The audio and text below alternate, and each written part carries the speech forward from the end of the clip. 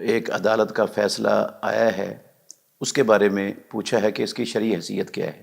محترم ناظرین، یہ فیصلہ کتاب و سنت کے بھی منافی ہے اور پاکستان کے جو سب سے بڑی عدالت ہے سپریم کورٹ، اس کے دیے گئے فیصلے کے بھی خلاف ہے۔ یہ فیصلہ غلط ہے۔ اس کی غلط ہونے کی کئی بڑی بڑی وجوہات ہیں۔ سب سے پہلی وجہ یہ ہے کہ طلاق میں جب خاوند اپنی بیوی کو طلاق دے دیتا ہے تو اس کے لیے تحریری ہونا ضروری نہیں ہے۔ اس نے مذکورہ مسئلے میں سب سے پہلے اپریل 2017 کو زبانی طلاق دی۔ وہ طلاق واقع ہو گئی۔ اس کے لیے لکھا ہونا اسلام کے اندر کوئی ضروری ہے ہی نہیں کہ لکھا ہوا ہوگا تو پھر طلاق ہوگی، یا وہ رجسٹرڈ ہوگی تو پھر طلاق ہوگی۔ نہ اس کا لکھا ہونا ضروری ہے، نہ اس کا رجسٹرڈ ہونا ضروری ہے طلاق کے واقع ہونے کے۔ تو وہ طلاق ہو گئی اسی وقت، اس کے لیے دوبارہ تحریری وہ شرعی طور پر اس کی ضرورت نہیں ہوتی۔ اس کے بعد عدت ہوتی ہے 3 مینسز، 3 حیض۔ اللہ نے قرآن مجید میں اس کو سورہ بقرہ کی آیت نمبر 228 میں 3 قروء کے ساتھ تعبیر کیا ہے۔ 3 مینسز کے اندر اندر خامد وہ رجوع کر سکتا ہے۔ نکاح مکمل طور پر ختم نہیں ہوا ہوتا، طلاق ہو چکی ہوتی ہے لیکن نکاح مکمل طور پر ختم نہیں ہوا ہوتا، وہ رجوع ہو سکتا ہے۔ اگر خامد نے رجوع کر لیا تو وہ دوبارہ مکمل میاں بیوی بن جاتے ہیں، اور اگر رجوع نہیں کرتا تو تیسرا حیض مکمل ہونے کے بعد عورت آزاد ہو جاتی ہے۔ اس کا دوسری جگہ پر بھی نکاح ہو سکتا ہے، اور اس کا پہلے خامد کے ساتھ بھی نئے سرے سے اگر صلح کی نوبت آئے تو اس سے نکاح ہو سکتا ہے۔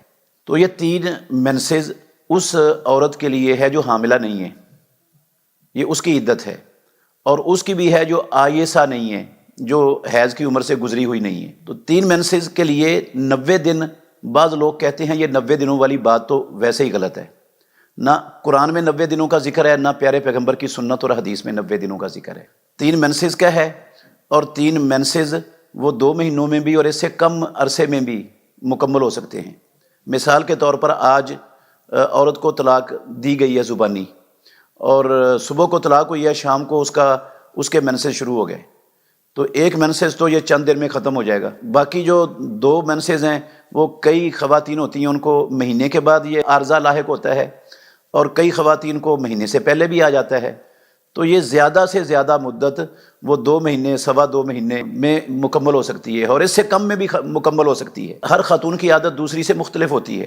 کسی کا صرف مہینے میں 3 دن مینسز ہوتے ہیں، کسی کو، اور کسی کو 4 دن ہوتے ہیں، کسی کو 5 دن ہوتے ہیں۔ اگر کم مدت لیں، ہماری پاکستان کی سپریم کورٹ کا بھی فیصلہ ہے کم از کم مدت 39 دن ہو سکتی ہے۔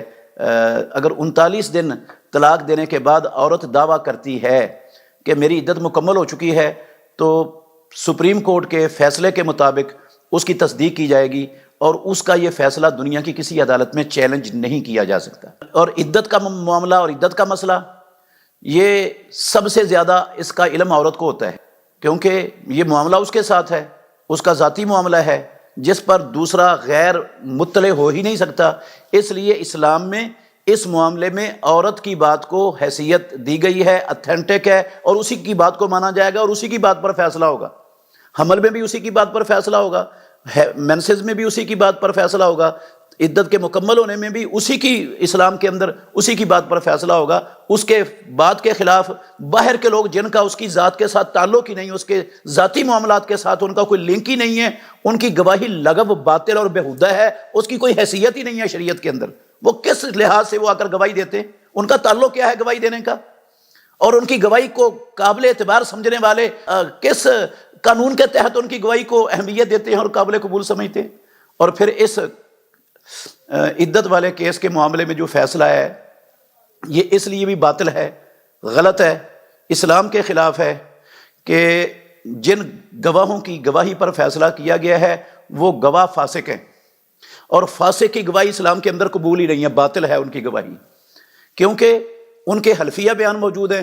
وہ اللہ کو حاضر ناظر جان کر بیان دیے انہوں نے پہلے کہ یہ جو ہے نا معاملہ ٹھیک ہے۔ 6 سال تک یہ معاملہ دفن ہوا رہا، 6 سال تک کیا وہ شوہر جو سابقہ شوہر تھا وہ مدہوش تھا نشے میں تھا، بے ہوش تھا، مسئلہ کیا تھا، اس کو کیوں نہیں بولا وہ؟ اب ایک خاص موقع پر آ کر، خاص وقت میں وہ آ کر یہ دعویٰ کرتا ہے، تو اس دعوے کی کوئی حیثیت نہیں ہے۔ اس سے پتہ چلتا ہے کہ اس دعوے کے پیچھے کوئی سازش ہے جس کی بنا پر اس نے یہ دعویٰ کیا ہے، ورنہ وہ پہلے دعویٰ کرتا اگر اس کی حق تلفی ہوئی تھی اور اس کے اوپر زیادتی ہوئی تھی تو اس کو فوراً کرنا چاہیے تھا۔ وہ عقل مند تھا، وہ کوئی پاگل بیوقوف نہیں تھا، نہ وہ مدہوش تھا، نہ وہ نشے میں تھا، تو اس وقت اس نے دعویٰ کیا نہیں۔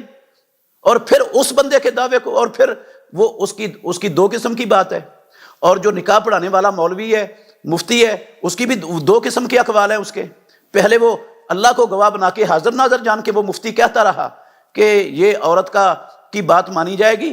فاروق اعظم رضی اللہ عنہ کے دور میں عورت کی بات کو ہی بنیاد بنا کر فیصلہ کرنے کا فاروق اعظم رضی اللہ عنہ نے فیصلہ صادر کیا تھا۔